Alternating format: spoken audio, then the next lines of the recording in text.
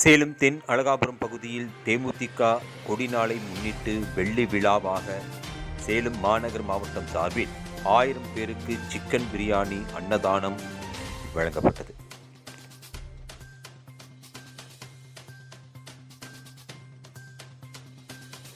தேசிய முற்போக்கு திராவிட கழகத்தின் கொடியை மறைந்த தேமுதிக தலைவர் கேப்டன் விஜயகாந்த் அவர்கள் பிப்ரவரி 12ஆம் தேதியை அறிமுகம் செய்து வைத்தார். அறிமுகம் செய்யப்பட்டு 25 ஆண்டுகள் ஆனதை முன்னிட்டு வெள்ளி விழாவாக தேமுதிகவினர் தற்போது உற்சாகமாக கொண்டாடி வருகின்றனர்.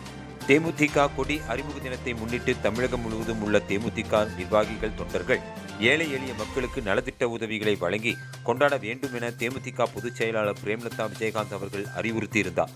அதன் அடிப்படையில் சேலம் மாநகர் மாவட்டம் சார்பில் கொடி அறிமுக தினமான வெள்ளி விழா ஆண்டை இன்று வெகு விமரிசையாக கொண்டாடப்பட்டது. சேலம் 5 ரோடு பகுதியில் உள்ள தென் அழகாபுரத்தில் சேலம் மாநகர் மாவட்ட இளைஞரணி மற்றும் அஸ்தம்பட்டி மகளிர் அணி சார்பில் கொடிநாள் விழா கொண்டாடப்பட்டது. மாநகர் மாவட்ட செயலாளர் ராதாகிருஷ்ணன் தலைமையில் நடைபெற்ற இந்த நிகழ்ச்சியை மாநகர் மாவட்ட இளைஞரணி செயலாளர் திருஞானம், துணை செயலாளர் ஜெயக்குமார், காலித், சீனிவாசன், அஸ்தம்பட்டி மகளிர் அணி சோனா குமாரி, சாந்தினி ஆகியோர் ஏற்பாடு செய்திருந்தனர். சிறப்பு அழைப்பாளராக செயற்குழு உறுப்பினர் செல்வராஜ், பொதுக்குழு உறுப்பினர் ராஜா, செவ்வாய்ப்பேட்டை பகுதி செயலாளர் தக்காளி ஆறுமுகம் ஆகியோர் கலந்து கொண்டனர். அங்கு மலர்களால் அலங்கரிக்கப்பட்ட மறைந்த தேமுதிக தலைவர் கேப்டன் விஜயகாந்த் திருவுருவப் படத்திற்கு மலர் தூவி மரியாதை செலுத்தினர்.